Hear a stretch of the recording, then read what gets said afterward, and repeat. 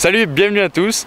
Alors, n'étant pas journaliste, j'ai pas les voitures quand elles sortent, ce qui fait que je les ai quand je peux, on fait ce qu'on peut avec ce qu'on a, ce qui fait qu'aujourd'hui, on va présenter et faire une vidéo sur une voiture qui est sortie il y a un petit moment, il y a 2 ans je crois, qui est l'Alfa Romeo Giulia juste derrière moi. Voiture que j'ai envie de conduire, d'essayer depuis sa sortie, donc mieux vaut tard que jamais, donc c'est parti pour une nouvelle vidéo.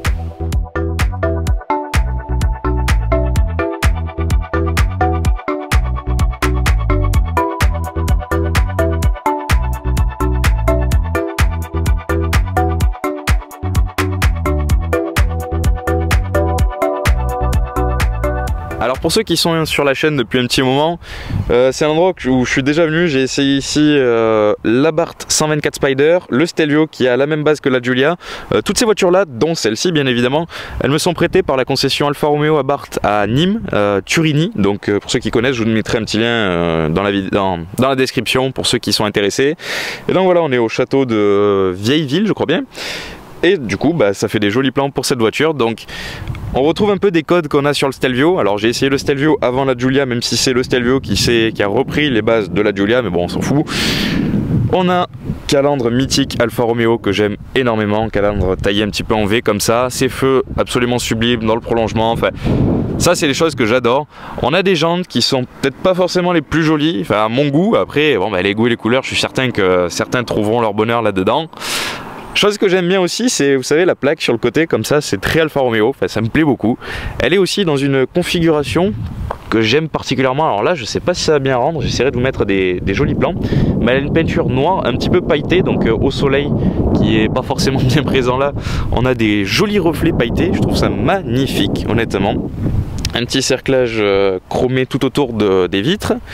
Et l'arrière, que j'imagine vous connaissez, donc l'arrière d'une voiture un petit peu berline coupée dans le style, des feux un petit peu inspirés de l'avant, très prolongés, que j'aime beaucoup, l'arrière avec la malle de coffre qui fait un léger bec de canard, ça aussi ça a un charme complètement fou, et une double sortie d'échappement. Voilà, on est vraiment sur une voiture qui me plaît énormément d'un point de vue esthétique, donc super sympa. Je vais vous montrer l'intérieur, il va vachement bien avec l'extérieur. L'intérieur de la Giulia, il va avec l'extérieur, c'est très sportif. Un caractère sportif, on est vraiment dans un esprit très Alfa Romeo qui me plaît beaucoup, je montre ça de suite.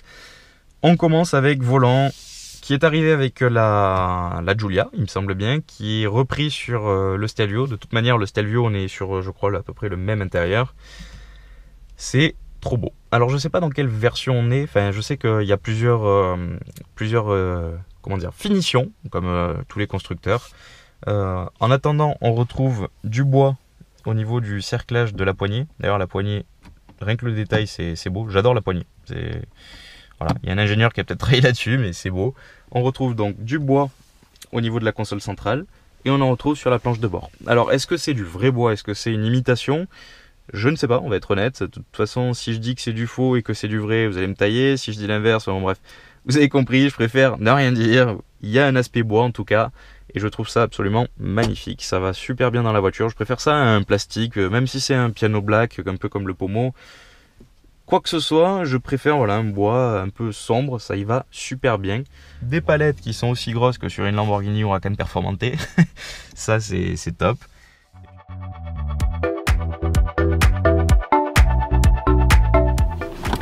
Allez, on est parti, mode drive, on enlève le frein à main qui se compose d'un bouton. Malheureusement, et on y go.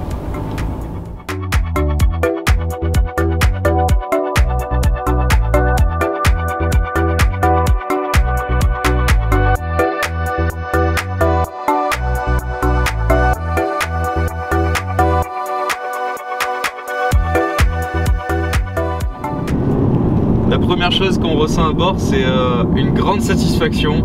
La satisfaction de se rendre compte que l'automobile n'est pas morte, parce que même avec cette motorisation là, on arrive à s'amuser.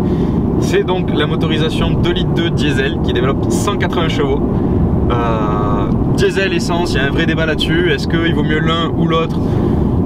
Voilà, on n'en parlera pas aujourd'hui. Les deux polluent pas de la même manière. Bon, voilà, ça dépend des gens. Il en faut pour tous les goûts, comme on dit.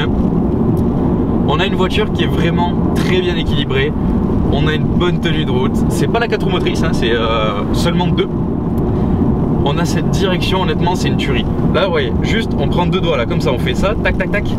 On s'amuse à mettre juste des tout petits angles, la voiture elle bouge de suite, elle est ultra réactive et ça c'est génial parce qu'honnêtement dans des courbes comme ça, on met des tout petits coups de volant et hop, elle tourne direct. Je visualise une trajectoire, je veux qu'elle fasse ça, je mets un tout petit coup de volant, hop, ma trajectoire elle l'a prise parfaitement, il n'y a pas de roulis, il n'y a pas de sous-virage. Enfin après on n'est pas en train de conduire comme si on était sur un circuit, hein. Bien sûr, si vous allez sur un circuit, ça serait bizarre déjà, parce que bon c'est pas du tout le but de cette voiture, hein. On va pas avec un 180 chevaux diesel sur un circuit. Mais disons que Alfa Romeo, on sait, ils ont un passif dans le monde du sport automobile.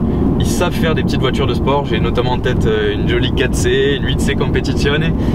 Et c'est des voitures qui ont permis à Alfa d'avoir une sorte d'héritage d'ADN, comment dire, d'identité. Et cette identité-là, on la retrouve dans cette Giulia, tout simplement. On voit qu'elle a un caractère sportif et c'est très plaisant à conduire, honnêtement. Il faut savoir que sur un moteur, à puissance égale, un moteur diesel sera plus coupleux qu'un moteur essence.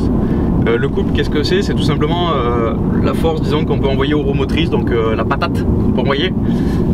Donc c'est tout simplement, disons, la capacité que vous allez avoir pour pouvoir accélérer fort et faire des gros départs. Ce qui fait qu'en diesel, on a plus de relance, on va dire, on a plus de comment on pourrait dire ça? Ça envoie plus, on a des accélérations qui sont un peu plus directes. Et du coup ça pousse plus fort au niveau des accélérations, donc c'est assez sympa.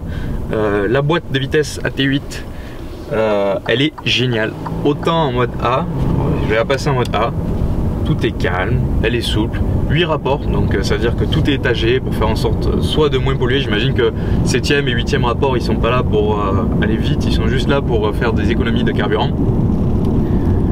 C'est doux, il n'y a pas de souci.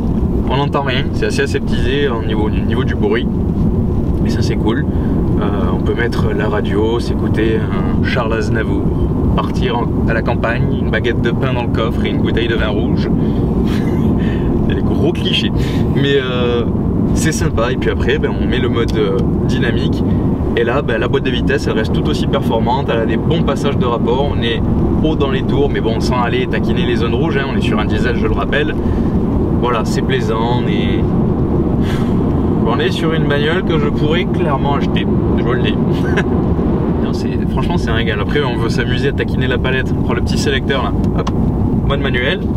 On tend même un ou deux petits rapports là. Hop. Ah.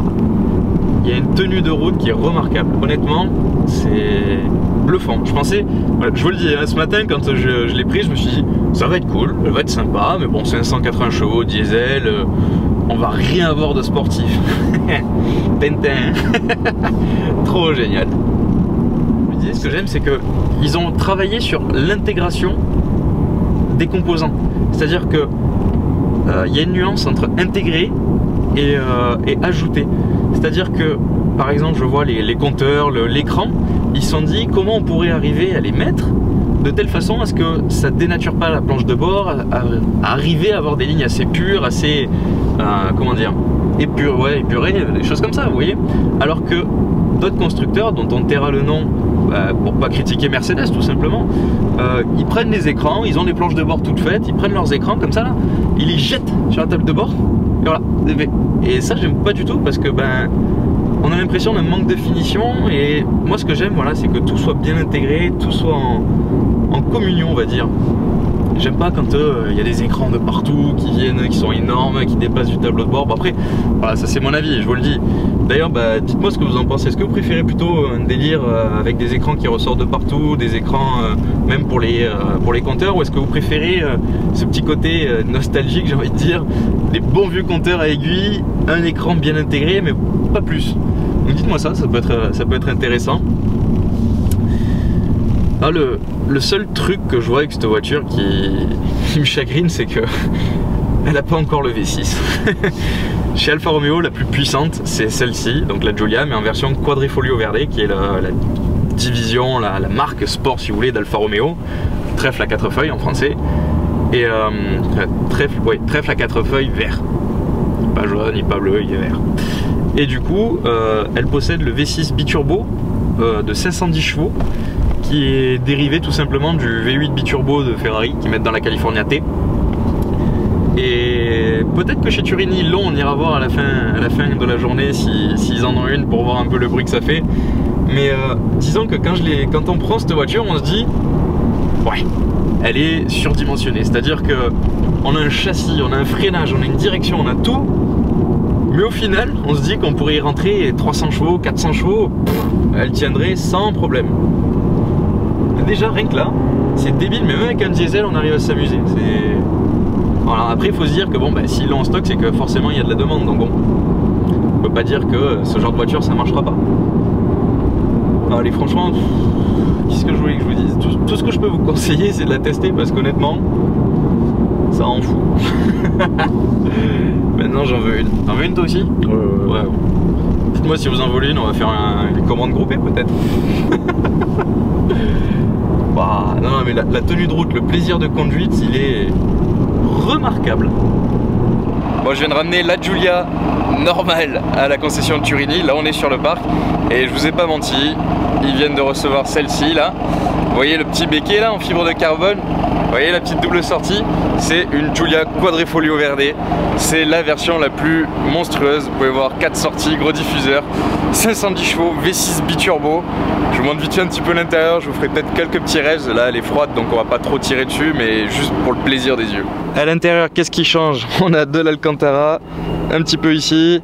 Le bouton Start and Stop, ce fois il devient rouge. On a de la fibre de carbone ici qui vient remplacer l'aluminium ou le cuir, je me rappelle plus.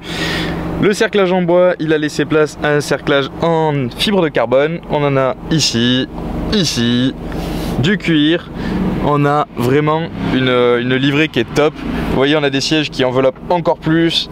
Alcantara, cuir. C'est absolument monstrueuse. Là, on est encore plus maintenu. On voit que de suite, là, c'est sérieux. Un petit logo Quadrifoglio juste ici là qui nous dit que ça va déchirer si tu accélères. Du coup voilà, on va faire juste 2-3 petits rêves pour le fun. Du coup je vous fais quelques petits rêves, ça va marquer la fin de cette vidéo. J'espère que ça vous aura plu, j'espère avoir partagé un petit moment avec vous sur cette Giulia qui est une super voiture. Moi je suis content. N'hésitez pas à venir ici là, la concession Turini à Nîmes, ils ont pas mal de voitures. Même beaucoup. il y a du choix, donc c'est assez sympa si vous êtes intéressé par ce genre de voiture là. N'hésitez pas à me rejoindre sur le petit Instagram là, comme ça vous verrez toutes les photos, peut-être des photos de la Giulia, des stories, des machins comme ça. Et puis on a juste à se dire à très bientôt pour une nouvelle vidéo. Ciao les amis.